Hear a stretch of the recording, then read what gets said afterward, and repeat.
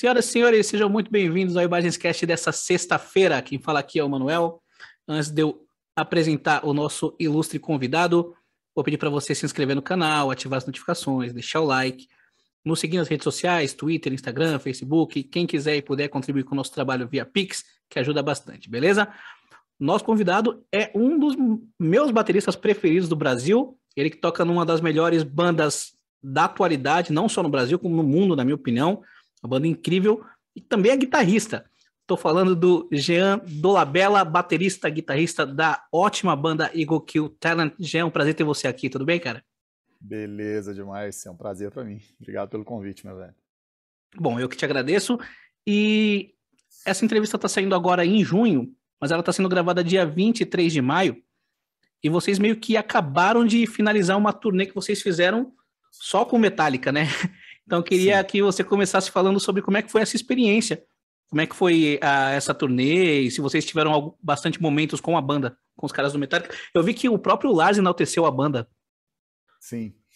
Cara, é uma mistura bizarra de sentimentos, assim, né? Porque, primeiro que, bom, todo mundo ficou esses, sei lá quanto tempo, aí, quase 2 anos aí parado, né? E com essa loucura toda da pandemia.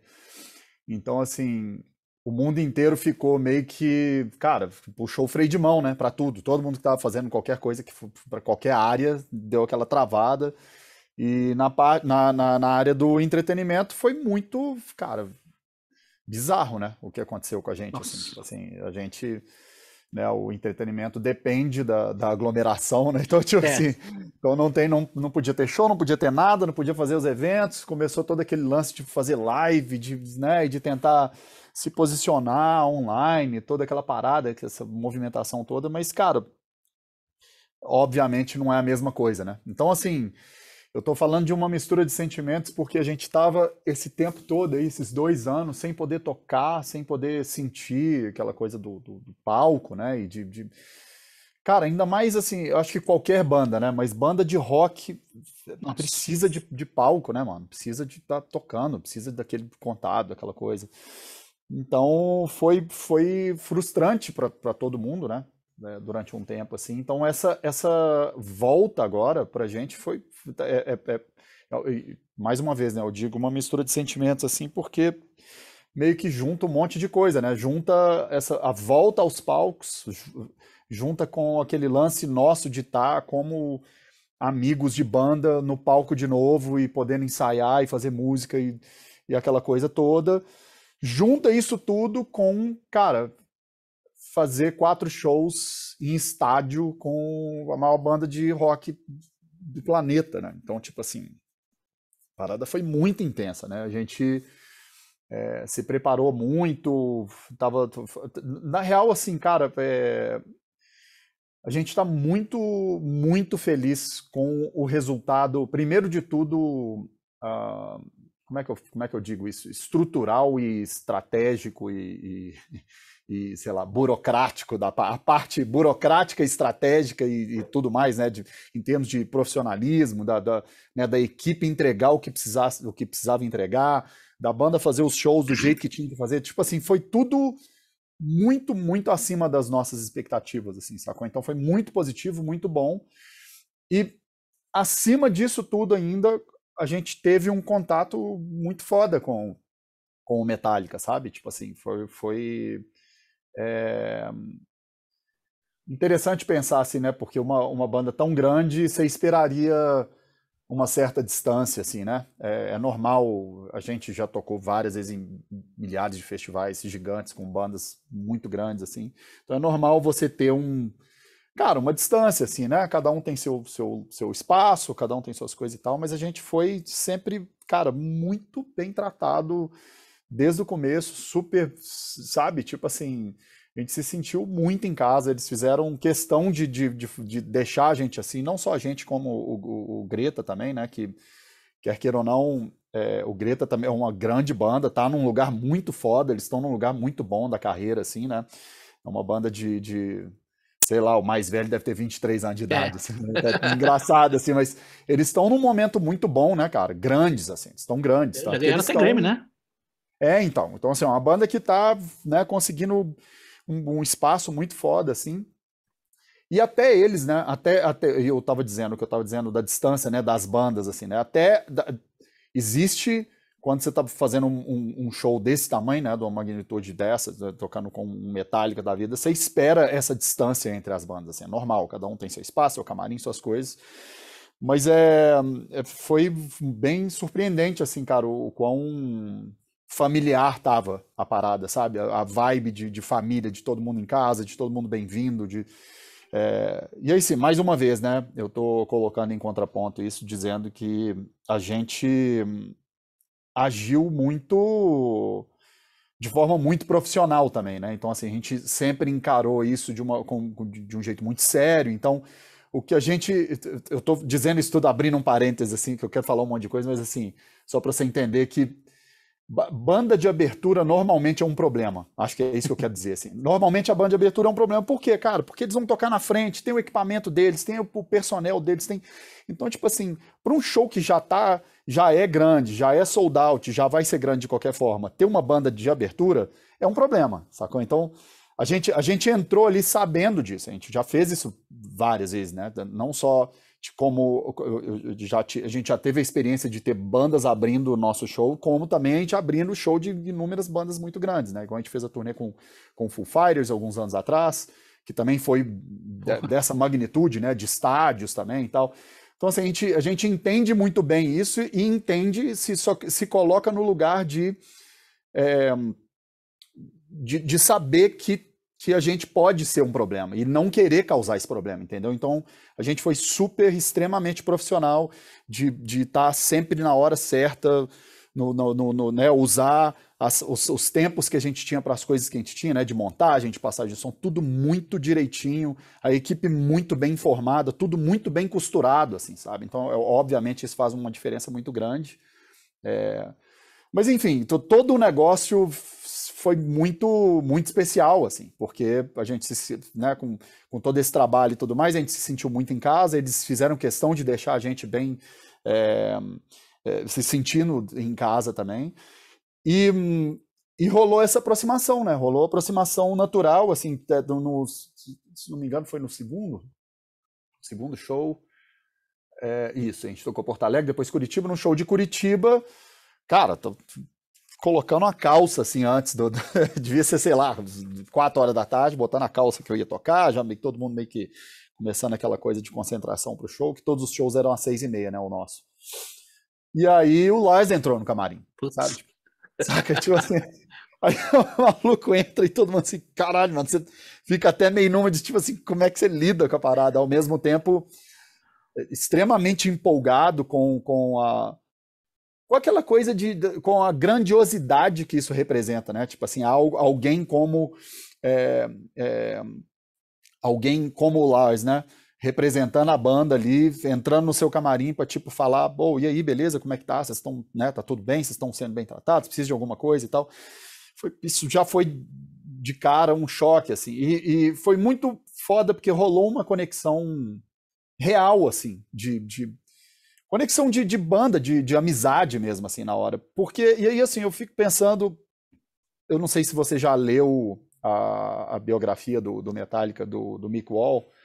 Eu comecei a ler um tempo atrás, eu nem li inteira ainda, li metade dela, e assim, pois é, boa parte do começo até onde eu li, assim, cara, é falando do quanto o Lars jogou duro, assim, para o negócio acontecer, sabe? Tipo assim, o cara mal sabia tocar bateria ainda, ele já tava na cabeça dele que ele ia ter a maior banda de metal do mundo, sabe? Tipo assim, o cara tinha uma visão e jogou muito duro para construir aquilo ali. E eu acho que quando ele tá a sensação que passou pra gente foi que, tipo assim, existe uma conexão dele com esse momento na história dele, entende? Dele entrar no camarim de uma banda que tá, né, galgando o espaço, que tá, né, abrindo o show naquele momento ali, ele meio que se identificar com aquele corre daquela banda, entendeu o que eu tô falando? De, tipo assim, de respeitar, de entrar e falar assim, cara, eu já estive aqui nesse lugar um dia, né? Eu já estive aqui abrindo o show de alguém ou fazendo esse mesmo corre que esses caras estão. E aí rolou um engajamento massa, assim, entre a gente e tal. E o Rafa, que é o outro baterista, né, do Eagle Kill Talent, ele é muito fã de Metallica. Metallica é provavelmente a maior banda da vida dele, assim. Eles têm até uma história massa, depois quando você tiver a chance de conversar com o Theo ou com o Rafa, para eles poderem contar isso melhor, assim, né, porque foi com eles, mas eles meio que se conheceram meio que numa loja de disco falando sobre o Metallica, sabe? Tipo assim, tem uma história dessa, de uma conexão deles como amigos por causa do Metallica, e muito deles tocarem por causa do Metallica, sabe? Então, tipo assim, foi uma conexão muito foda, assim, e pro Rafa era uma coisa muito especial. E o Rafa, ele fez uma caixa de bateria, ele construiu uma caixa, ele foi atrás da lâmina de metal, da solda, da furação. Ele construiu uma caixa de 14 por 6,5 de alumínio de 3 milímetros, uma sonzeira. Ele construiu ela para dar de presente pro Lars. E aí foi muito foda isso, porque na hora que o Lars recebeu, logo nesse dia que ele foi lá no camarim, a gente trocou uma ideia e tal, na hora que ele tava pra sair, o Rafa falou, cara, eu tenho um presente pra você, entregou. E foi emocionante a parada, assim, porque eu não acho que o cara esperava um presente assim, sabe? Não é comum, né, velho? Tipo assim, um cara construir uma caixa pra você, construir um instrumento pra te dar, né? E, tipo assim, e aí o Rafa falou, cara, muito por sua causa, que eu toco bateria e tal, e aí eu construí essa caixa pra você, e foi emocionante demais a parada, porque o cara olhou e falou, caralho, maluco, que parada foda, e escrito dentro, foi uma conexão muito forte, assim, saca? E aí, beleza, logo na sequência entra o James. A hora que a gente tava, tipo assim, não deu nem tempo da gente falar assim, caralho, maluco, o Lars acabou de entrar aqui, você acabou de dar o presente, a gente se abraçando. O Rafa super emocionado, aí entra o James no camarim. E aí, como é que tá, beleza? E tal. A parada foi muito, cara, assim, muito foda. Mas, enfim, meio que tentando entrelaçar o que eu tava dizendo lá no começo, né, daquele mix de sentimentos, assim, daquela coisa que a gente tá. Então, assim, a gente tá voltando aos palcos, reconectando as coisas, né? Porque a gente estava vindo logo antes da pandemia, o Eagle Kill Talent estava num momento muito, muito especial, assim, de alinhamento de coisas, né? A gente tinha acabado de gravar o disco no 606, no estúdio do Foo Fighters, né? Logo depois da turnê que a gente fez com o Foo Fighters. Assinou com a BMG Mundial, assinou com o William Morris, assinou com a C3, com o Management. Um time foda pra caralho, tudo alinhado, show pra caralho no ano. Fazer com System of a Down. Fazer turnê com System of a Down, turnê e encontrar com Metallica, ia ter show com Foo Fighters, ia ter aquela porrada de coisa. Daí veio a pandemia e parou tudo. Cara. Então, tipo assim... Balde de água fria do caralho. Um balde de água fria, ao mesmo tempo, né, cara? Toda aquela coisa de, tipo assim, durar esses 2 anos, sabe? Tentando se manter com a cabeça no lugar, tentando... Igual todo mundo, né, cara? Eu já conversei isso com diversas pessoas de vários lugares, vários tipos, e todo mundo, cada um falando de uma experiência diferente, assim, mas basicamente todo mundo passou por essa coisa meio frustrante, né? De tipo assim, claro, cara, não tem o que fazer, e muito frustrante, não só pelas coisas que você tinha alinhado, assim, no caso do Eagle Kill Talent, tinha esse tanto de coisa, não só por isso, mas no sentido de não ter uma previsão do que aqui ia acontecer, né? Tipo assim, isso eu acho que foi o que... A incerteza, que tirou o tapete valendo, assim, de todo mundo, que é tipo assim, cara, não tem o que fazer e não tem como pensar no que é que vai acontecer. Então era uma coisa muito, muito frustrante para todo mundo. Enfim, juntou tudo isso e, né, culminou na gente fazendo esses 4 primeiros shows ali com o Metallica. Minto, não foram 4 os primeiros, né? Porque a gente fez um show em São Paulo, que foi a volta mesmo, né? A gente fez um show lá no Iglesias, um lugar pequeno, não sei se você conhece.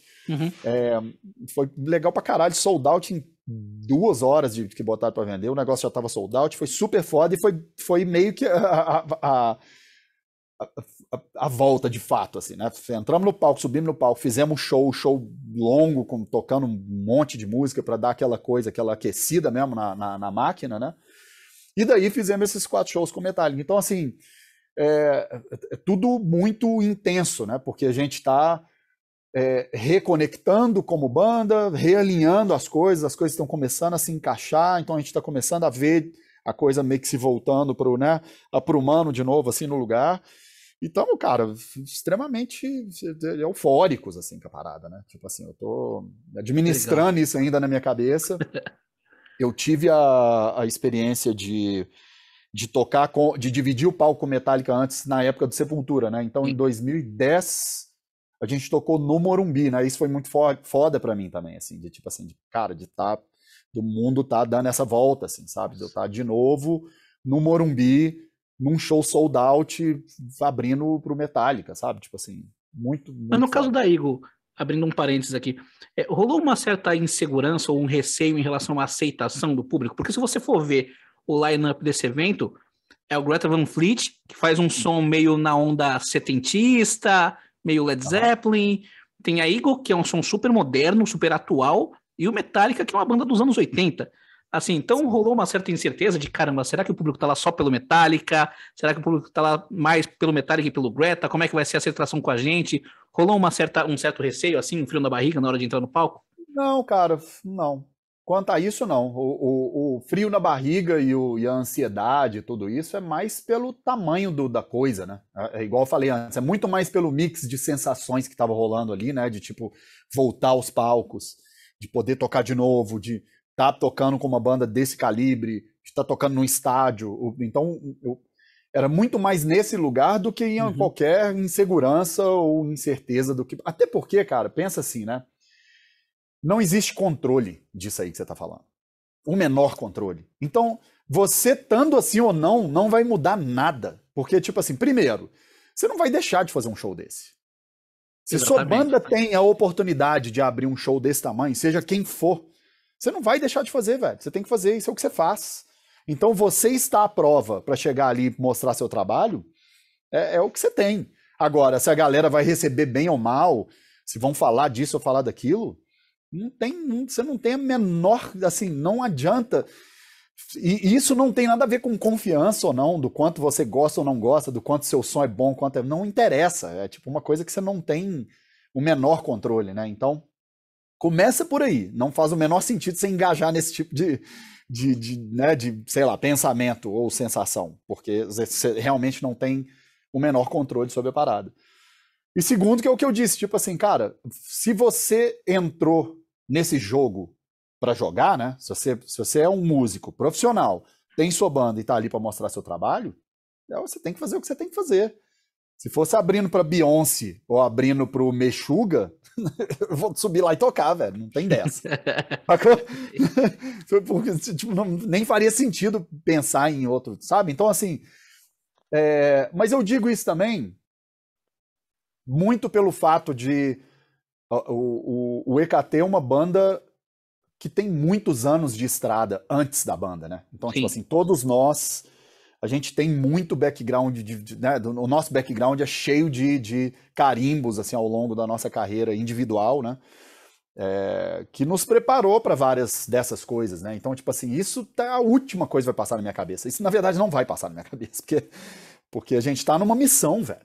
É uma missão. Você tá ali com seus amigos fazendo a coisa que você mais gosta no mundo, agradecendo cada segundo que passa por poder estar naquele lugar e fazer o que você tá fazendo, sabe? Então, tipo assim, eu não vou pensar em que vai achar, o que não vai achar, se o público faz isso, vai aquilo. Paciência, mano. É o que você tem que fazer. E a real é Igual que eu o falei público isso. respondeu Não, super bem, né? e assim, lembra que quantas e quantas vezes, velho, se você tá nesse business, você tem que estar preparado para subir no palco, tendo gente ou não tendo gente. Você tem que fazer o que você tem que fazer. Seu show vai estar ali, vai acontecer. Às vezes você vai tocar num festival, num spot que é mais cedo. Não vai ter o mesmo tanto de gente que vai ter às 8 horas da noite, entendeu? Mas aí você não, o que você vai fazer? Você vai fazer o show mais ou menos, sabe? Tipo assim, deixa eu tocar 90% hoje porque não tem. Não existe isso, cara. A entrega é a entrega que você tem que entregar tendo 100 mil pessoas ou tendo duas, ou tendo só equipe, ou passando som, seja o que for, entendeu? Senão não faz muito sentido, né? Senão, se você ficar avaliando ou construindo tudo que você está fazendo em relação a uma expectativa, né, de alguém que vai estar ali, de alguém que vai assistir, nossa senhora, você está muito fora do lugar para poder fazer isso, sabe? É isso aí. Um dos momentos marcantes desses shows do Metallica aconteceu no Mineirão, né? Uma passagem na qual o James Hetfield ele se emocionou bastante, falando com o público. Sim. Vocês chegaram a conversar com ele depois disso, não? A gente A gente se encontrou a última vez quando a gente tirou as fotos de banda, que foi logo antes deles entrarem no palco, em BH. Então, assim, a gente saiu para jantar junto, teve vários momentos de Putz, que da hora. confraternização com as bandas e conversas e tudo mais, que foi muito foda. Mas no show de BH, como era o último show, e eles acabam o show, desceu do palco, pegou cada um o carro e foram direto pro aeroporto. Tipo assim, voltando direto, naquela noite mesmo, entendeu? Nem dormiram em BH. Então, o último contato que a gente teve com eles foi logo antes deles subirem no palco, foi quando a gente tirou aquelas fotos de banda ali, né? As duas bandas Uhum. juntas e tudo mais. E que foi aquele momento de tipo assim, pô, que foda, obrigado, agradecimento e toda aquela meio uma confraternização rápida ali, né? Mas aquilo que aconteceu ali, cara, eu achei extremamente simbólico, assim, e aquilo ali é uma lição bizarra de vida, assim, para quem tem Porra, banda e para quem quer ter banda e para quem faz isso desse jeito, saca? Porque aquilo ali mostra que, assim, cara, todo mundo tem suas inseguranças.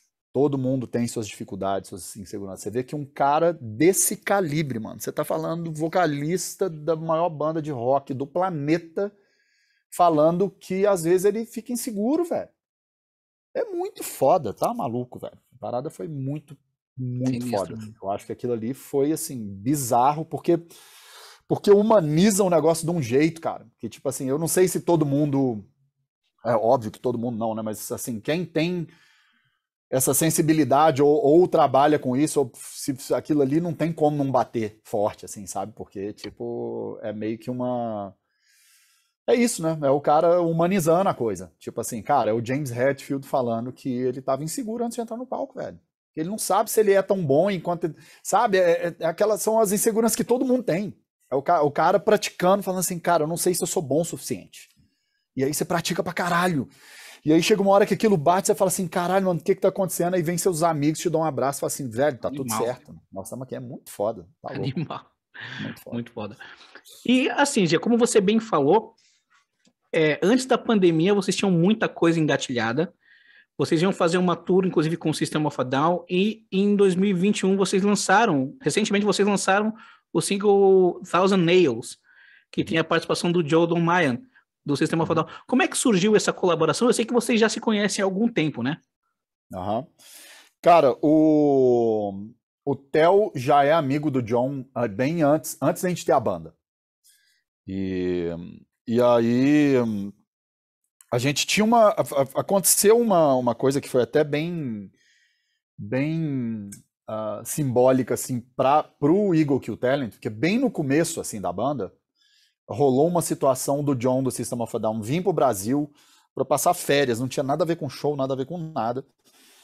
E nessa época ele já conhecia o Theo, e daí ele veio encontrar com o Theo em São Paulo, e aí o Theo levou ele no estúdio, lá no Family Mob, e a gente, cara, não era banda ainda, era eu, o Theo e o Estevan, na época que o Estevan tocava na banda Era o ainda, e a embrião gente ainda. meio.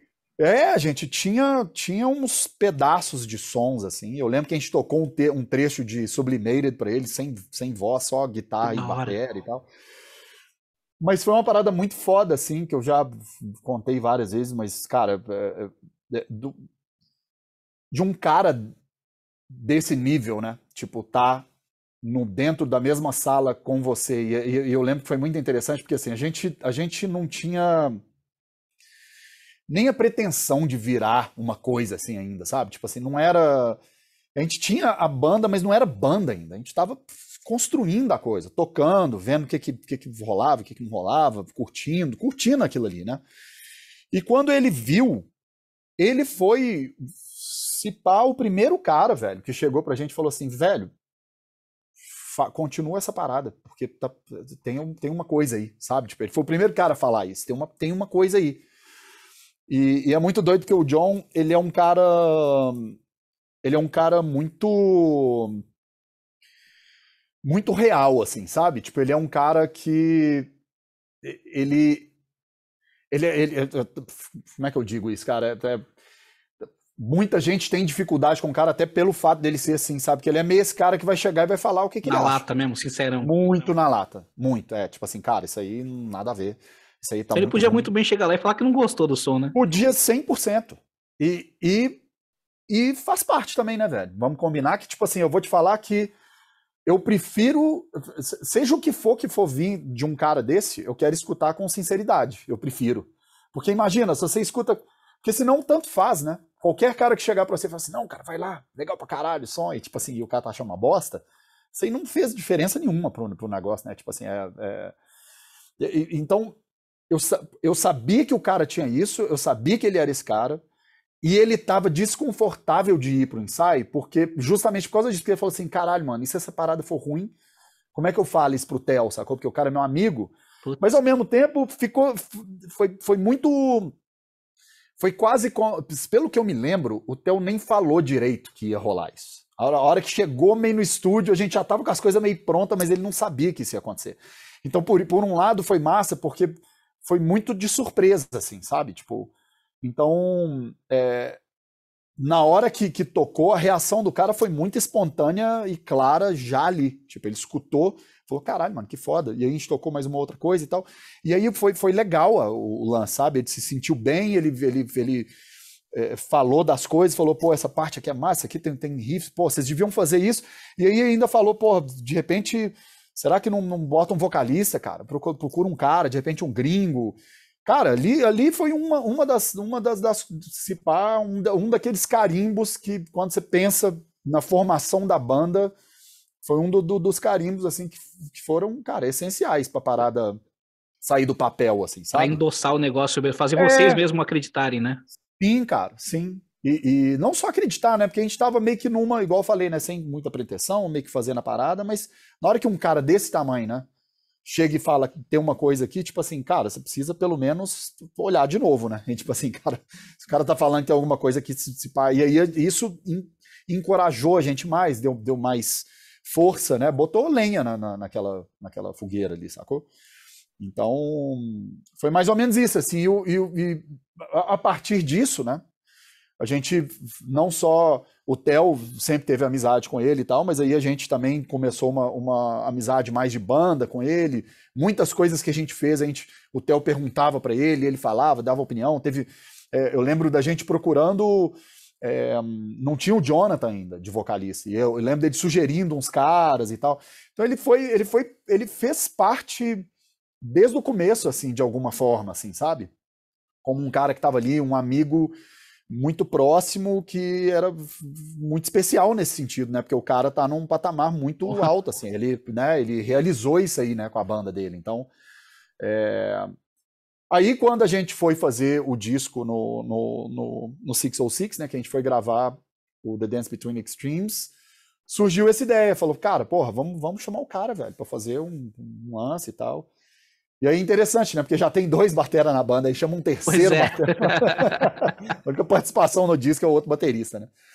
Mas foi super foda, cara. Foi uma experiência muito massa. Ele é um cara muito, igual eu falei, né? Muito real, assim, e artisticamente pensando, ele tem uma voz muito peculiar, assim, sabe? De voz que eu tô dizendo metaforicamente falando, né? De arranjo, assim, uma voz do jeito que ele pensa as coisas ritmicamente, assim, é muito ele, assim, saca? E foi muito foda ver isso, assim, de perto, né? Trabalhando com o cara, poder tocar algo com ele, ter a resposta dele em cima de algo, assim, foi muito, muito foda mesmo. E esses shows que acabaram não acontecendo por conta da pandemia, existe a possibilidade, a pretensão deles acontecerem agora?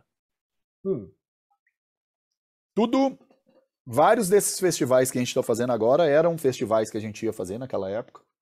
Então eles foram cancelados, né? E aí voltou de novo. Então tem muita gente que era daquele line-up ainda tá. Então tem vários dos shows estão meio que se encaixando ali de novo, igual eu falei. Vários outros são turnês que acabaram não acontecendo, né? A do System of a Down meio que aconteceu nos Estados Unidos um tanto, mas não foi o mesmo tanto de shows que iam ter. A parte da Europa eu nem sei se teve. Enfim. Mas, como o que é positivo, né, nessa coisa toda, né? Porque a pandemia travou tudo.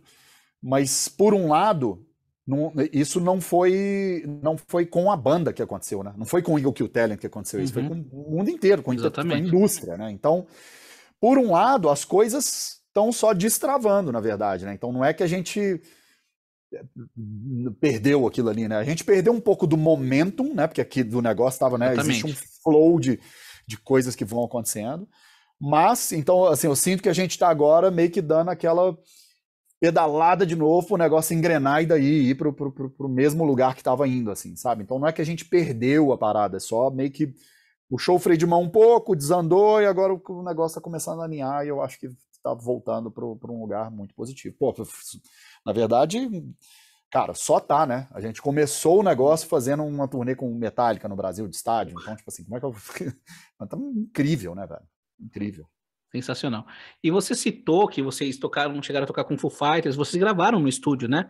Do Foo Sim. Fighters, e recentemente aconteceu a tragédia com o Taylor Hawkins, que é um dos maiores nomes do rock, um dos maiores bateristas da geração dele. Eu não sei se você chegou a conhecer ele. E Sim. recentemente também eu li algumas notícias do Matt Cameron, batera do Soundgarden, do Pearl Jam e do Chad Smith, que conversaram com ele, que falaram que ele declarava que estava cansado. Você sendo baterista, como é que isso te toca? Não, cara. Esse assunto vai muito longe, né? Porque, tipo assim, a parada foi muito impactante pra gente, assim, em vários níveis, né? Porque sim, a gente conheceu o cara, velho. A gente tocou junto com o cara, a gente teve vários momentos juntos, comeu junto, saiu junto, esteve no estúdio, o cara foi lá, o cara emprestou todos os instrumentos pra gente poder gravar. Todas as coisas que tem de som no The Dance Between Extremes são coisas dele, basicamente, cara. Sabe? Tipo assim, a gente usou as baterias do cara, velho. A gente usou o estúdio dos caras, a gente tava dentro da casa deles, como se fosse, entendeu? Então existe uma proximidade, sim, existe uma proximidade com eles, com ele, com o resto da banda, com a equipe. Muita gente da equipe ficou super amiga, assim, da gente se falar direto e saber que os caras estão extremamente devastados por causa da notícia. O negócio pegou muito errado, velho. Muito errado. Tipo assim, a gente tinha ido, foi muito doido, assim, o Eagle Kill Talent, né, como banda. A gente foi pro Lollapalooza pra curtir o festival. Então, assim, no primeiro dia a gente tava ali, caralho, mano, estamos num festival escutando som de PA de novo, que coisa incrível, cara. Curtindo, tomando uma, reencontrando amigos e, né, e por ali e tal. E no domingo a gente ia encontrar com os caras Ah, pra assistir o show deles lá, sabe? Tipo assim, e aí, cara, no dia, sei lá, na sexta que foi, né, eu acho, que foi. veio a mensagem, foi muito, cara, a parada foi muito bizarra. Até que culminou na gente fechando o Lollapalooza, né, no domingo, o Emicida e a galera ali do Lollapalooza chamando a gente pra prestar, né, pra fechar o festival, fazer uma homenagem, e aí a gente acabou tocando uma música nossa, e um cover, né, tocando uma música do Foo Fighters, a Everlong, mas mais como homenagem mesmo, porque não tinha muito o que dizer, sabe? Tipo assim, uma parada extremamente pegou todo mundo muito errado, muito torto, assim. E, cara, sobre as declarações, assim, eu não sei exatamente o que é que eles falaram, eu não li a matéria, pelo que você está dizendo e né, eu vi que o Chad Smith E o Matt, os dois falaram e que o foi Matt tirado de Cameron, todos contexto. dois colocaram como se, né, falaram de um jeito que não era bem isso e tal. E, cara, eu não sei, eu achei tudo muito estranho, assim, porque é, o- o- pensa que, assim, né, um batera, para tocar um show de rock, né, de 2 horas e meia, 3 horas, assim, de show, você é atleta, cara. Baterista é atleta, não mistura muito ser. Não dá pra você ficar assim, indo pra muita festa, se drogando muito. Você não consegue tocar, velho. Isso é notável. Tipo assim, você vai notar que o cara tá fora de centro. E, cara, não é uma parada que eu tava vendo, não. Se você vê o show Pois é. teve um show que eles postaram antes ali, acho que foi na Colômbia, né? Ou da Colômbia, não, da Colômbia que ele faleceu, eu acho, no show do Chile, eu acho. Eu não sei onde Tipo foi. assim, uma semana antes, cara, showzaço, todo mundo tocando, tudo certo, sabe? Em Tipo determinado assim, momento ele saía da bateria pra cantar, corria o palco todo. então, cara, sei lá, pegou muito esquisito, ninguém falou mais nada, não sei, cara, não sei, não dá pra saber, enfim, foi triste pra caralho, eu sei que pra gente, assim como banda, foi muito ruim, cara, pegou muito ruim, assim, porque bate em vários lugares, assim, sabe? Bate no lugar de família, sabe? De tipo assim, caralho, mano, o cara dedicou a vida dele pra essa parada e de repente o cara morre, sacou? Tipo assim, acabou a parada, sabe? O cara nem em casa tava, família, é tipo muito bizarro, assim, é muito ruim. Foi muito errado, assim. Mas quanto às declarações, igual eu te falei, não tem muito o que dizer, cara, porque um que eu não sei, né? E é foda se julgar assim sem. Dá pra saber. E aí vocês Não sei o foram que que é. tocar no Lola. Como é que você vai pra um show desses, bicho? Pois é, exato. Então, tipo assim, pensa, a gente em casa, tipo assim, no dia seguinte, depois de receber essa notícia, completamente, tipo assim, cara, tava muito estragado, assim, velho. Eu lembro que eu acordei, tipo, já mal pra caralho, e aí tinha um monte de mensagem no meu celular, a galera do jornal, é, jornal Hoje, querendo falar, entrevista, e, sabe, uma parada esquisita. Nossa, foi um dia muito estranho, assim, cara. E aí, logo na sequência, o Theo chega falando, cara, o Emicida acabou de ligar falando que a gente tem que ir pra tocar. A gente não pode deixar de tocar, porque a gente era muito próximo e não faz sentido se a gente não tocar e tal. E aí, cara, tipo assim, nossa, põe roupa, pega as coisas, vai pro festival, não tem nem equipe, não tem nem as coisas, velho. É, tipo, foi tudo. Vamos lá pra trás, tem um estúdiozinho montado, vamos tocar pra ver o que é que vai ser, e aí tentando combinar. Foi tudo feito ali no dia, sabe? Foi uma parada muito atropelada, assim, sabe? Não deu tempo de administrar, assim. Então, e é engraçado que a sensação nossa era uma sensação completamente paradoxal, assim. Era tipo, melhor coisa que a gente podia estar fazendo, que é estar tocando num festival desse tamanho, fechando um Lollapalooza É. num spot desse, mas, cara, mas no lugar mais errado, mais torto do mundo pra tocar no lugar de uma banda que a gente ia estar assistindo com os caras festejando, sabe? Muito, muito estranho, assim. Mas enfim, é o que é. Já queria falar um pouquinho sobre o The Dance Between Extremes, que foi o último disco da Eagle. Ele foi lançado aos poucos, né? A conta-gotas devido à pandemia. E eu queria saber se essa maneira de divulgar o disco ela foi mais positiva ou negativa, se foi algo feito circunstancialmente, uma adaptação por conta da pandemia, ou se já havia sido planejado, e se vocês pretendem seguir fazendo lançamentos dessa forma.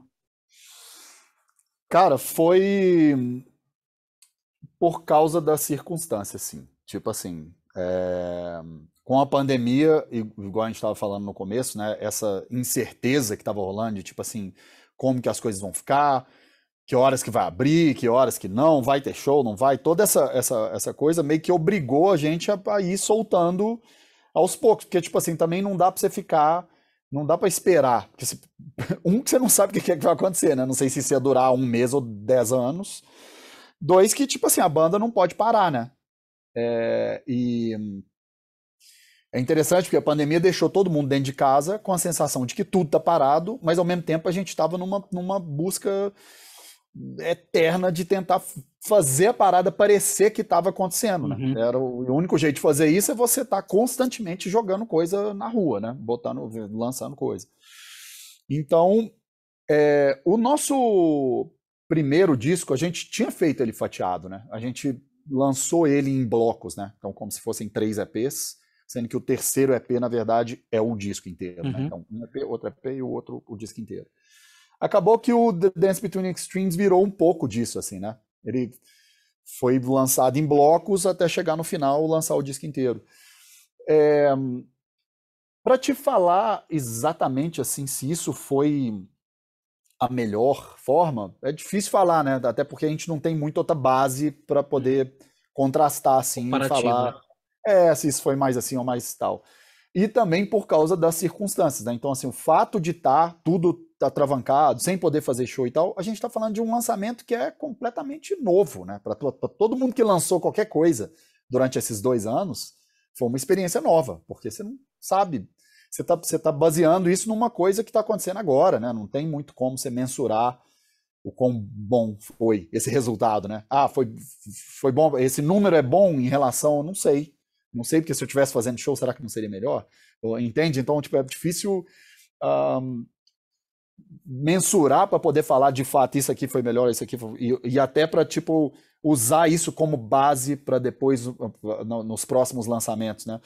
Então, na verdade, assim, existe uma coisa que é muito positiva disso, que primeiro ela contradiz um pouco daquela sensação que a gente todos nós da banda a gente tem isso um pouco assim, mas é uma coisa meio nostálgica, né? De vir de uma época em que lançava-se discos, né? Então você lança uma obra, uma coisa, né? Então a gente tem muito isso. Toda a minha construção musical veio de obras, assim. Por mais que tem discos que eu gosto de poucas músicas, não necessariamente o disco inteiro, mas você entende aquela obra ali, aquele momento, aquela fotografia daquele momento, né?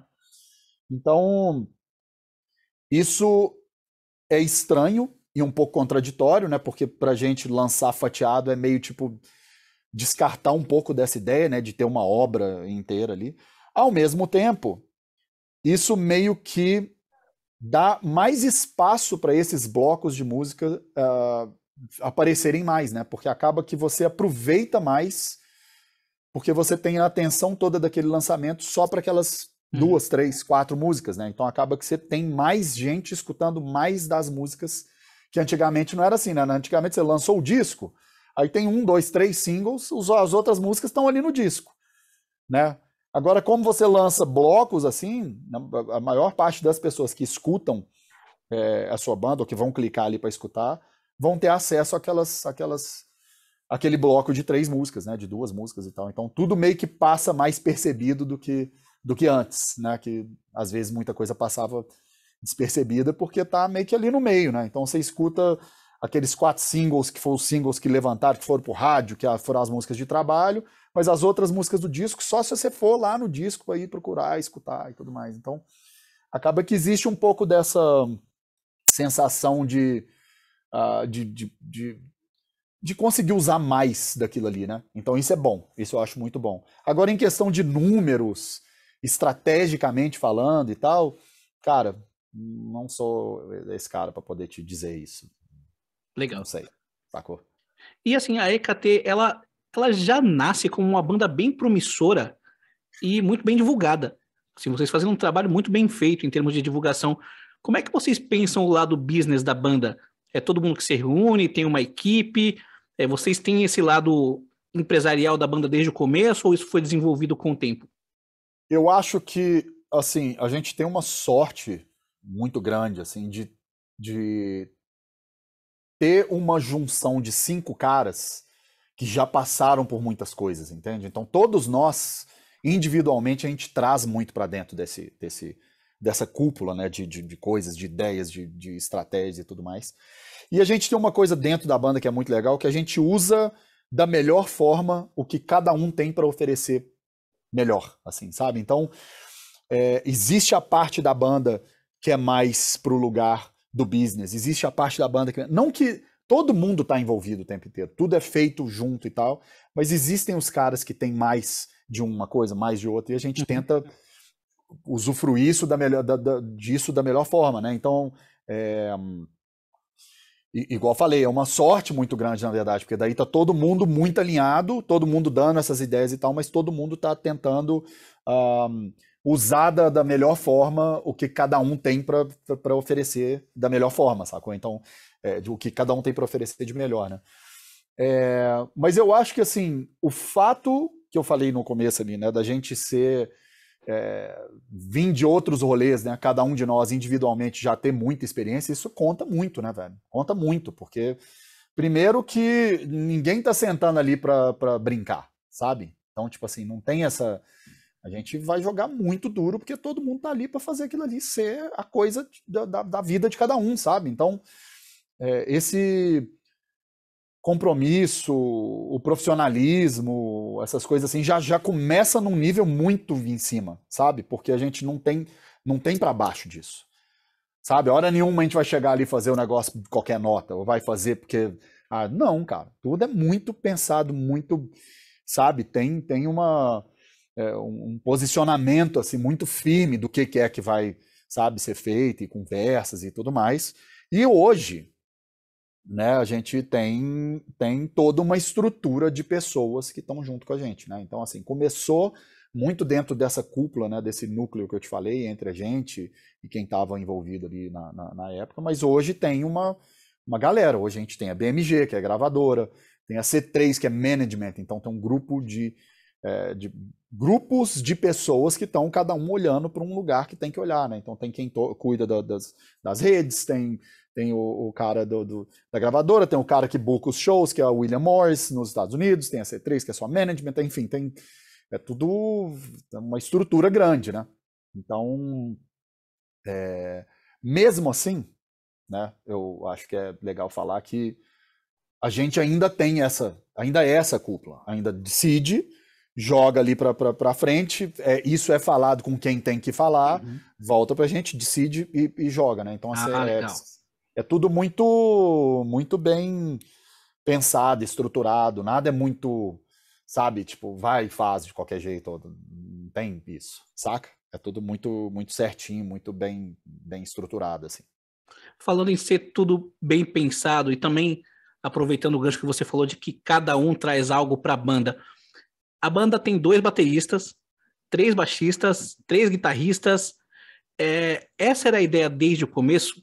E como é que vocês decidem quem toca o que em cada música? É tudo muito certinho e planejado? Ou pode acontecer de num show você, pô, deixa eu tocar guitarra nessa música Não, e ter esse rodízio de forma espontânea? Como é que rola isso? não.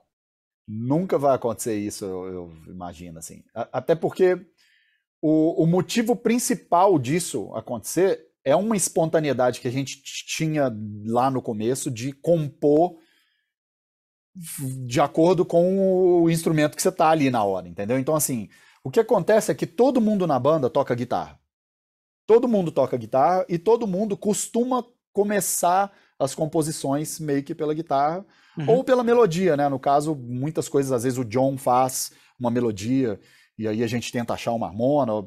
Esse como a coisa acontece, ela não é certa, ela não é estruturada.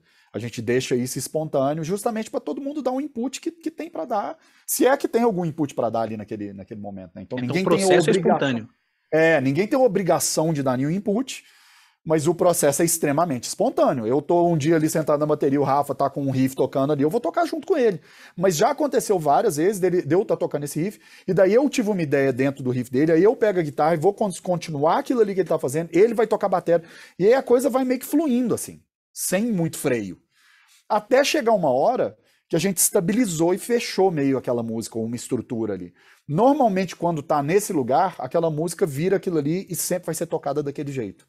Porque daí, pensa que na hora que a gente está indo gravar aquela música, a gente está indo printar uma coisa ali, né? Então, quando você vai fazer isso, você está dando um lugar da personalidade para a coisa que tira o sentido se a gente for fazer cada dia um toca uma coisa, entende? Porque daí você perde justamente o que tem de mais especial ali, né? Tipo assim, por mais que eu e o Rafa, a gente tem estilos parecidos, todos os dois tocam forte, tem aquela coisa visceral enfim, por mais que a gente tenha às vezes ideias que vão pelos mesmos caminhos, ele tem o jeito dele de raciocinar uma coisa, de dizer uma coisa, e eu tenho meu jeito de dizer aquilo ali. Então, na hora que a gente printa, aquilo ali fica daquele jeito e a gente respeita aquilo ali a partir daquele dia, entendeu? Então, depois que aquilo tá printado, tá gravado e a gente lançou, aquela música só é tocada com aquela formação que ela foi feita, entende? Não aconteceu da gente mexer nisso, e eu não acho que faz muito sentido mexer nisso, porque se a gente fizer isso, tipo assim, o lance de trocar de instrumento não é para parecer uma banda que sabe tocar tudo. Porque se fosse, aí faria sentido isso, sabe? Tipo assim, hoje eu vou tocar, sei lá, baixo. Né? Tipo assim, na parte da virtuose, né? Todo mundo toca pra caralho, todo mundo sabe tocar todas as músicas, então vamos hoje tocar assim. E não faz sentido, sabe? Pro Eagle Kill Talent a formação de cada música tem um som, sabe? Então aquela música soa daquele jeito porque é aquela formação ali, sabe? Sublimated soa daquele jeito porque é eu tocando bateria com o Rafa tocando baixo. E a mesma coisa, o We All soa daquele jeito que sou eu tocando guitarra de um lado com o Rafa tocando, sabe? E o Theo tocando baixo. Então, tipo, todas essas formações ali dentro da banda, elas têm sons, elas soam de um jeito. E a gente quer aproveitar isso da melhor forma, sacou? Porque, pô, enriquece muito, né? Pensa num processo de composição que você tem mais ferramentas, né? No caso. Né? Tipo assim, ao invés de ficar sempre fechado naquele sistema que você tem que mexer, sempre aquele cara dá sempre aquele input de guitarra. Não, o negócio é todo... Cada hora ele vem de um jeito, sabe? Então isso enriquece muito o processo todo de gravação, de construção, na verdade, né? Não de gravação. Existiu um processo longo para se chegar nesse lugar que a gente está hoje, é óbvio, né? Então, assim, os primeiros meses e ano ali de banda foi meio que se ajustando e tentando entender como que isso ia funcionar, né? Porque não é uma coisa fácil. Muita tentativa e erro. Nossa, mas muita, cara, porque são várias coisas, né? Pensa assim, estruturalmente falando, né?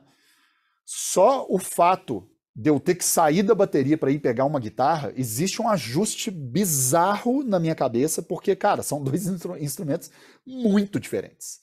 Tipo, eu tô saindo de um lugar que eu tô esmurrando uma coisa, quebrando o trem, para ir para um outro que eu tenho que ser sutil, às vezes, e tocar suave, e afinar, e em pé, em outra posição, escutando de outra relação. Foi um processo longo até a gente encaixar nisso, e hoje a gente tem essa dinâmica que parece fácil, porque a gente tornou aquilo ali fácil, né? Mas não era fácil, foi um desafio fodido durante um bom tempo. E a gente segurou esse desafio por acreditar que tem essa coisa da linguagem, de ter... A banda soa como uma banda o tempo inteiro, mas ao mesmo tempo ela tem páginas diferentes, sabe? Tipo assim, você vai ver, o line-up muda a cor da parada. É a mesma banda, mas muda um pouco a cor, sabe? Tipo, enfim. Então a gente quis segurar essa parada, mas foi um processo longo para conseguir, né? Tipo, enfim, usar essas ferramentas desse jeito que a gente usa hoje, né? Legal. Cara, eu quero falar um pouco sobre a sua passagem sobre o Sepultura. E na época na qual você entrou, eu lembro que eu achei um tanto inusitado assim. Eu já conhecia o seu trabalho, porque a gente vai falar mais pra frente sobre o disco Liberty Square da Eudora, que eu amo de paixão, e eu ouvia muito esse trampo. Só que aí, pouco depois do lançamento, não sei exatamente quanto tempo depois, você é anunciado na banda, e eu achei, pô, legal, ele toca muito, mas será que ele vai dar certo no Sepultura? Como é que foi esse convite? Te surpreendeu quando aconteceu? Cara, não sei se foi surpreendido, não sei se foi... Acho que sim, também. O caminho, né, o de onde veio esse convite fazia todo sentido na época para mim, porque o que aconteceu foi assim... deixa eu ver de onde que eu posso começar isso para fazer sentido. O disco que vai esbarrar no Diesel também, né, que eventualmente virou Sim. o Dora. Dora. Quando a gente gravou o primeiro disco do Diesel, o que é independente, né? Que eventualmente a gente foi gravar nos Estados Unidos. De novo, esse mesmo disco, que nunca saiu, mas enfim. Sim. Quando a gente lançou o disco do Diesel, que é a capa do Bueiro, escrito Diesel, a gravação desse disco foi feita pelo Stanley Soares, que é o cara que trabalhou durante muito tempo fazendo PA para o Sepultura. Que gravou discos do Sepultura, inclusive o Alex, que eu gravei. E hoje ele acabou de terminar a turnê do Megadeth, tava fazendo o PA pro Megadeth, mas trabalha com uma galera, uns caras super foda de estúdio, de Legal, PA cara. também. Mas assim, a gente meio que cresceu junto, de certa forma. A nossa vida sempre musical andou em paralelo aqui em BH, que ele é de BH também. E aí ele gravou esse disco do Diesel, e eu já fiz vários outros trampos com ele. A gente já gravou vários outros discos de outras pessoas. E então ele foi construindo a carreira dele como técnico de som, enquanto eu construía a minha até antes do Diesel. Então ele fazia som de uma banda de baile que eu tocava antes de ter o Diesel, sabe? Tipo assim, a gente sempre se cruzou por outros lugares e tal, se conhecia, obviamente, muito. E aí, depois que ele gravou esse disco do Diesel e tal, ele fez um monte de coisa, a gente se separou, fui para os Estados Unidos com o Diesel, e aí ele eventualmente chegou uma hora que ele entrou pro Sepultura. E ele virou esse cara que tava fazendo o PA pro Sepultura. E aí o Andreas queria fazer o disco solo dele, o Ubris. E aí ele perguntou pro Stanley se tinha algum cara que ele indicaria. E aí o Stanley falou, cara, tem esse cara aqui, que é o Jean, que toca no Diesel e tal, que você conhece. Aí o André sacava o Diesel na época e tal. Esse cara é um cara foda e tal. Enfim, quando o Igor saiu, passando bem pra frente, isso aí veio na mesa de novo. Tipo assim, cara, será que faz sentido e tal? E aí o Stanley falou, cara, o Jean acabou de voltar pro Brasil, saiu do Diesel, do Dora, né? Veio pro Brasil de novo e tá meio que sem banda agora. Então coincidiu todo esse momento pro Andrés me ligar e falar, me chamar para ir fazer um ensaio, né? Um teste, sei lá como que a gente chama aquilo ali, que foi o primeiro contato ali, né? Mas eu já conhecia eles, eu conhecia o Igor, inclusive. O Igor foi o primeiro cara do Sepultura que eu conheci de sentar e trocar uma ideia mesmo, de fato. Que ele foi num dos shows da Escalada do Rock, que foi uma espécie de... como é que fala isso? De quase um... Não, como é que chama isso, gente?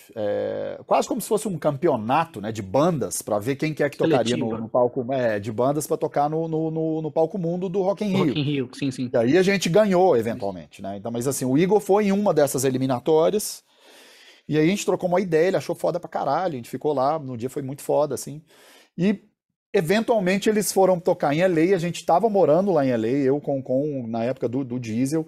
A gente se encontrou lá, fui no show na época que o Stanley ainda estava fazendo o PA do Sepultura. Encontramos todo mundo, aí encontrei com o Andrés também, trocamos uma ideia e tal. Mas enfim, eventualmente a parada se cruzou, fui lá, fiz o teste para entrar, deu tudo certo, rolou uma química super foda e foi isso. É isso que rolou. Então, tipo assim, de certa forma, voltando ao começo da pergunta, eu não esperava isso acontecer. Não. Até porque tinha muito tempo que a minha cabeça... eu ia dizer minha cabeça musical, mas é mais tipo assim, o lugar que eu estava atuando profissionalmente não era dentro do metal. Né? Então, apesar de eu ter começado, muito das minhas coisas estava dentro do metal, e isso foi se desenvolvendo até chegar numa hora que eu estava tocando com um monte de gente, fazendo um monte de coisa, e fiz tive essa passagem com o Diesel, né? Era uma coisa muito mais para rock, alternativo, grunge, do que dois bumbos e coisa de, né, uma coisa metal, assim. Então, isso me pegou de tipo assim, caralho, mano, vou ter que... Foi umas boas 2 semanas ali de reconectar a coisa e praticar e entrar de novo numa né, realinhar uma parada que tava meio dormindo ali, que eu não tava acessando, né, já fazia tempo já. Mas enfim, foi super foda, né, cara? Tipo assim, muito foda. Experiência absurda, assim. Você gravou o Alex e o Kairos. Queria fazer uma pergunta, 2 em uma. Queria que você esmiuçasse alguns detalhes sobre o processo de composição desses discos, quanta liberdade você teve para criar na banda. E já emendando, você já relatou como foi a sua saída do Sepultura? Eu gostaria de saber quanto tempo você demorou para tomar essa decisão e o quão difícil foi quando você a tomou e no day after, assim, depois de sair do Sepultura, o quão difícil foi para se readaptar ao mercado e, além disso, qual a sua relação atual com a banda, com o Eloy e tudo mais. Vamos lá, pelo começo. Então, o processo de composição, cara, sempre foi totalmente aberto, assim. Inclusive, várias das coisas, eu lembro da gente estar em turnê E eu compor uma coisa que eu sempre levava o computador com o tecladinho, ficava compondo umas coisas e tal. Compunha uma coisa, mostrava pro Andrés, o Andrés fazia um riff, a gente trazia para aqui para dentro, editava, tudo mexia. Então existia uma coisa, uma comunicação musical, assim, muito solta, espontânea entre a gente, sabe? De tipo, dele mandar um monte de riff, ou editar umas coisas e tocar umas coisas em cima, mandar de volta, e a gente meio que ir construindo aquilo ali. Mas todos os dois trabalhos, eles foram bem em cima de jams tocadas, assim, sabe? Então teve um momento que a gente parou, foi pro estúdio e ficou lá, tocando, gravando, tocando, gravando, tocando, gravando coisas, experimentando, e aí montando coisa com coisa, aí gravava uma demozinha, escutava, vamos mexer nisso aqui. Então um processo bem solto, assim, sabe? E a parte no sentido de, de liberdade era total, cara. Liberdade de falar o que quisesse, o que achasse, e as coisas iam se construindo, assim, muito bem trabalho de banda, assim, sabe?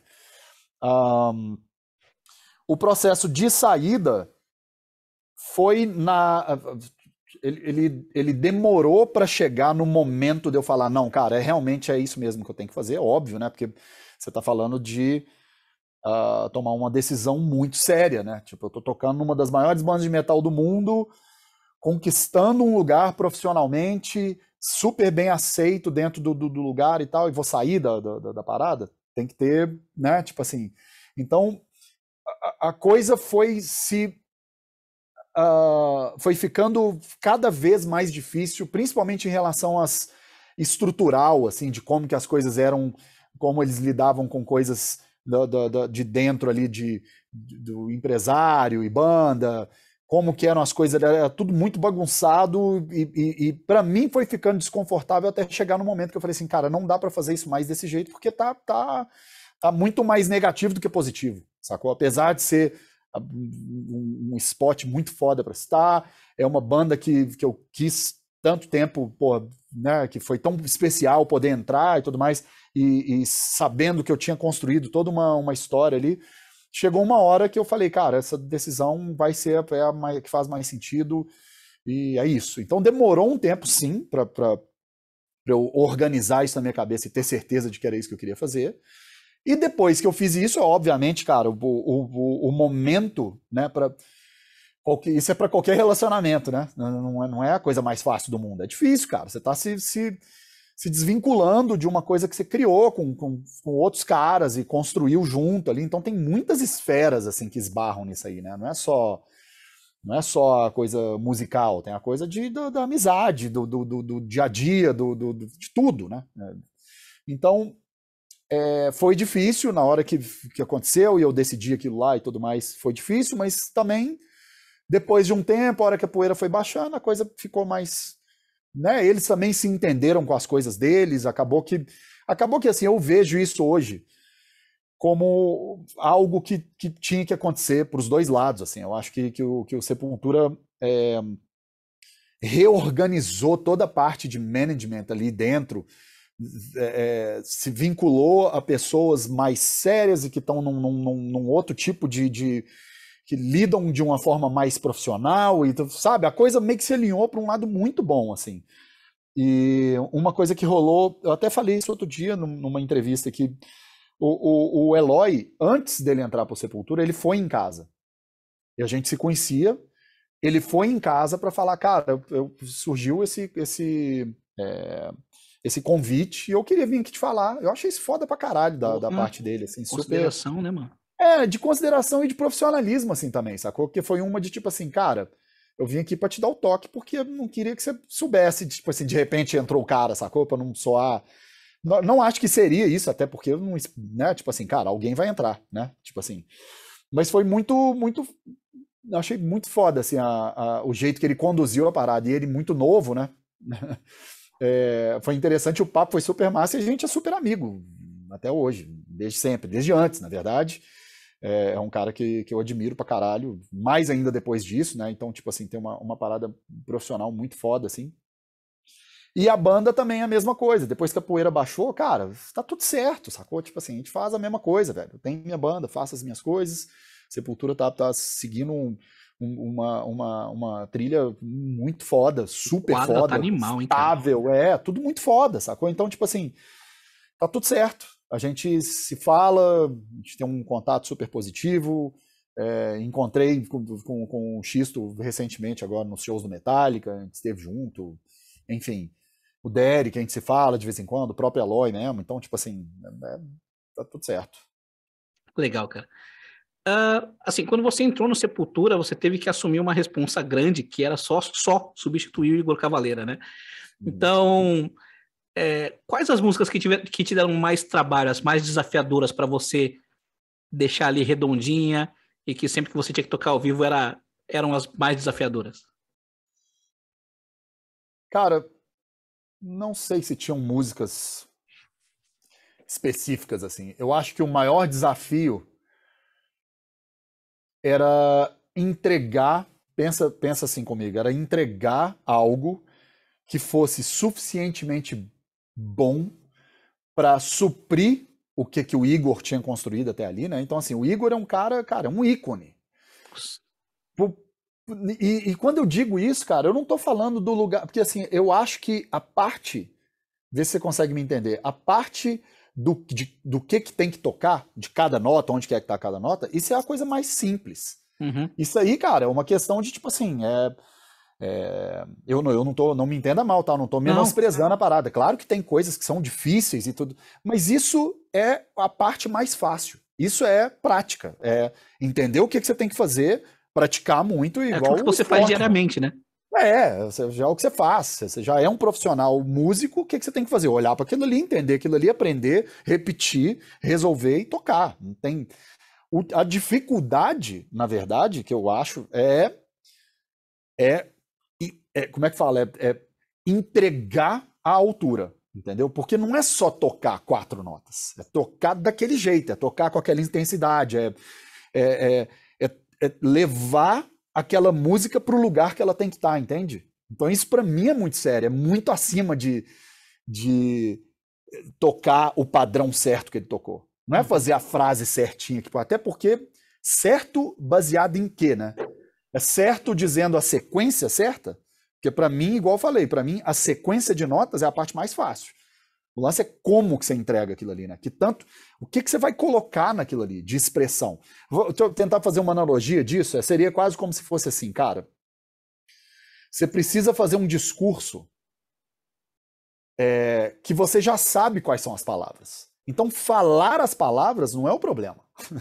Para você não vai ter dificuldade de falar, você já fala. Você vai decorar aquele texto ali, você sabe o que é que você tem que falar. É sobre Beleza. fazer isso chegar em quem tá escutando, né? Exato. Como é que você põe aquilo lá dentro do cara? Como é que você põe aquilo ali naquele lugar para fazer aquele cara entender que você tá, sabe? Como que você constrói esse ambiente?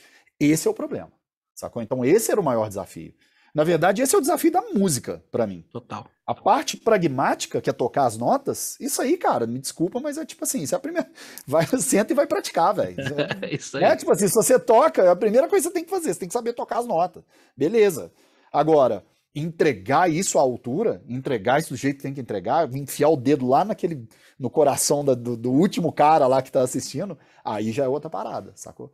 Então, a briga, né, no melhor dos sentidos, né, a briga no sentido do confronto com o negócio é justamente achar essa expressão. É como que eu vou pisar nesse lugar aqui, entregar o que esse cara construiu, que é tão foda, tão grandioso, mas ao mesmo tempo continuar sendo, sou eu que tô aqui entregando, sacou? Então, acho que muita gente confunde, às vezes, o cara fala assim, mas aí você não pode copiar o cara, ou você não quer, também você não quer deixar de ser você e tal. E são duas coisas distintas, assim, eu acho, sabe? Que eu acho que tem muito a ver com isso que eu tô falando, que é a entrega que você vai, é como que você vai entregar aquilo ali, velho. Não é o quão rápido você faz aquela frase, ou se aquilo ali é fácil de fazer ou difícil de fazer, não é esse o ponto é como que você entrega. E quando eu digo essa entrega, parece que é um pouco subjetivo, né? Porque eu tô falando de uma coisa de sensação, Sim. assim, né? É um pouco subjetivo, não é um negócio que você põe o dedo, né? Tipo assim, não é uma coisa que eu sento aqui, deixa eu praticar minha entrega. Não é isso, cara.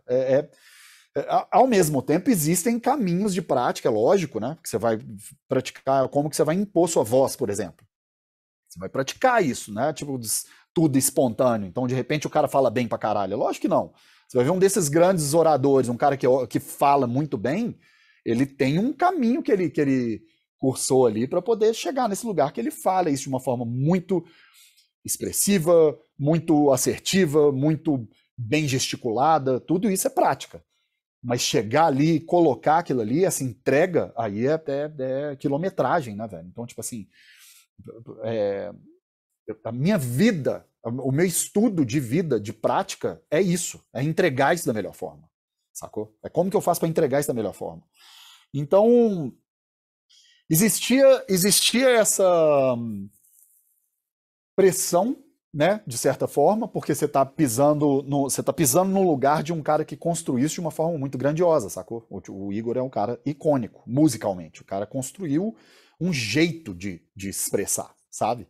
Que é muito maior do que uma frase que ele fez, é muito maior do que a introdução de Territory, entendeu? Isso que eu tô dizendo. Sim.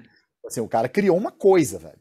Então, como que eu faço? O meu maior desafio era esse. Como que eu faço para chegar ali e representar isso, entregando da melhor forma, mas continuando sendo e pensando e sendo espontâneo comigo mesmo, com a música, né? Com o que estava ali naquele momento. Então, esse era o maior desafio, não algo específico, entendeu? Com certeza.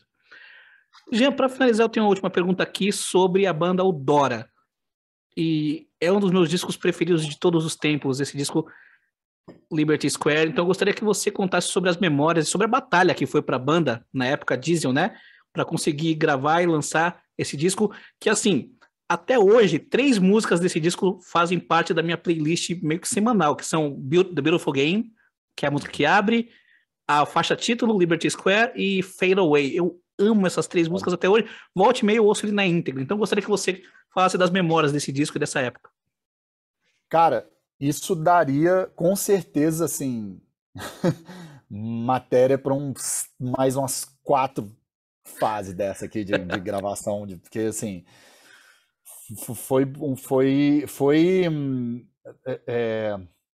primeiro que foram muitos anos, né? Isso aí para chegar nesse lugar do Liberty Square, assim, e a construção da banda para chegar nesse lugar, né? Até virar o que virou o Dora do Liberty Square, a gente passou por muita coisa, né, cara? Tipo, pensa, a gente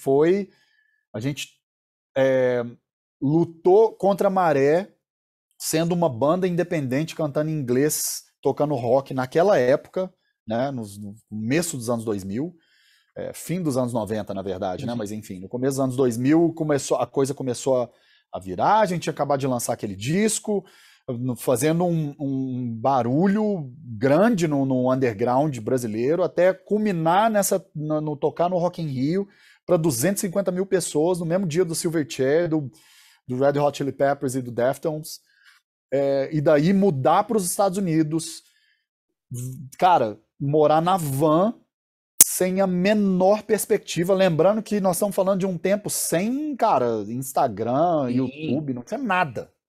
Era tipo assim, é você batendo em porta ou falando com alguém, não tem dessa. Então, assim, foi uma construção, tipo assim, cara, com certeza são anos que me construíram como pessoa, como músico, assim. Sabe? Tipo assim, são coisas que, igual eu falei, daria pra gente falar muito tempo sobre várias dessas fases, assim, né? Até virar o Liberty Square. Mas assim, depois de resumindo muito mesmo, né? A gente assinou com uma gravadora, com o Clive Davis na época, que não sei se você conhece, mas é um dos maiores nomes da indústria nos Estados Unidos, assim, no mundo. É o cara que descobriu a Whitney Houston, é o cara que achou que descobriu a Alicia Keys, é o cara que lançou o Maroon 5, é um cara muito grande. Depois tem documentário dele no Netflix, se você quiser assistir. Pra você entender o tamanho do cara. E esse cara assinou a gente pessoalmente, né? Então, assim, dentre várias histórias, desde a história são muitas histórias bizarras, assim, porque a gente tava como uma banda de brasileiro que acabou de chegar ali.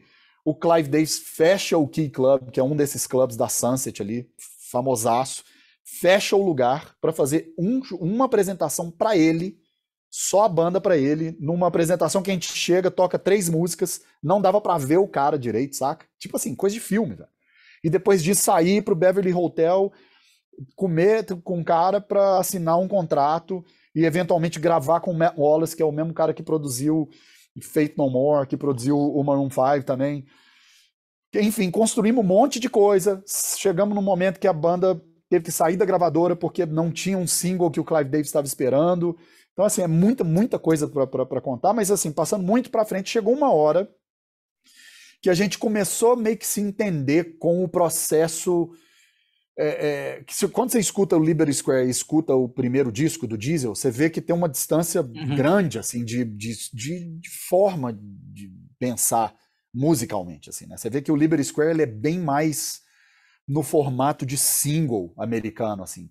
Mas não necessariamente porque a gente estava querendo só fazer singles, né? Era mais uma descoberta da banda de estar sendo influenciada pelo ambiente que a gente estava naquele momento ali, entende? Então, tipo assim, a gente era uma banda que estava lutando contra tudo e todos, até chegar num lugar que a gente assinou com uma gravadora, saiu da gravadora porque a gente não tinha esse single, e aí a gente começou a entrar numa procura de fazer entrelaçar esses estilos da melhor forma, sabe? Essa carga que a gente tem brasileira de escrever e de como quer dizer aquilo ali musicalmente, isso misturado com tudo que a gente estava vendo ao nosso redor, americano, que estava acontecendo ali. Enfim, igual eu falei, é muita história para chegar num lugar até que a gente começou a compor as coisas mais naquela linha que eventualmente fez algumas demos com alguns caras diferentes, até chegar uma hora que a gente encontrou e conheceu o Tom Russell, que é o cara que produziu o Liberty Square, que foi o cara que meio que chegou e falou assim, cara, eu quero fazer esse disco com vocês, porque eu acho ele muito foda, eu gosto muito das músicas, eu quero fazer, vou produzir, a gente vai fazer isso aqui no meu estúdio, e depois a gente tenta fechar com uma gravadora para pagar isso como se fosse, entendeu? Então o cara que acreditou na banda, abraçou a banda, gravamos o disco com ele, tudo ali. E acaba que o final disso, um pouco antes do lançamento do Liberty Square, porque acabou que não assinou com ninguém, não conseguiu achar nenhuma major que estava interessada. Esse momento foi o momento que eu voltei para o Brasil, sabe? Então eu não participei de fato de um lançamento. Eu não sabia sabe? disso. Eu voltei para o Brasil. Então, assim, eu gravei o disco todo, a gente fez alguns shows, tocou na cena independente toda ali e tal. Isso culminou com um lugar, né, que a banda, quando estava procurando pelas gravadoras e ver se ia assinar a parada, como que ia lançar o disco e tudo mais, eu voltei pro Brasil. E aí foi bem um pouquinho depois disso aí que o Gustavo resolve voltar pro Brasil também e transformou o Dora no Dora cantando em português e tal, e deu aquela mudada geral, assim, no como que na onda da banda, assim, né? Então É isso foi aí. mais ou menos isso. Pô, cara, adorei ouvir essas histórias. Bom que você falou que tem bastante história, então já fica aqui o convite para num futuro você voltar aí, participar de uma live, a gente contar mais histórias sobre a Eudora, que é um disco que eu acho que devia ser mais escutado. Ouçam Liberty Square da Eudora, que é um descasso. Jean, mais ou menos, acho que é isso. Quero agradecer bastante aí o seu tempo, pedir desculpa aí pelo tempo que eu tomei do seu dia. Espero que você tenha curtido tanto quanto eu. O espaço é seu aí para você se despedir do nosso público e dizer para o público o que a gente pode esperar do Jean Dolabella e da Eagle Kill Talent para o futuro. Bom, vamos lá. Primeiro, muito obrigado pelo espaço. Adorei estar aqui conversando. Sempre que for rolar, vai ser um prazer, né, pra gente falar aqui de novo. E, cara, a gente tá indo pra... Você falou que isso aqui vai ser lançado em junho, Em junho, né? no comecinho de junho, vai ser provavelmente, deixa eu pegar a data exata, dia 10 de junho. Então, a gente tá indo pra Europa pra fazer todos os festivais, né, de verão. Todos não, vários dos grandes festivais ali, né? Então, cara, tô completamente, assim, ansioso até né? Porque vai ser aquela sensação de estar na estrada de novo, de fato, né? Então, tô super ansioso e feliz, assim, de poder estar voltando agora e tal.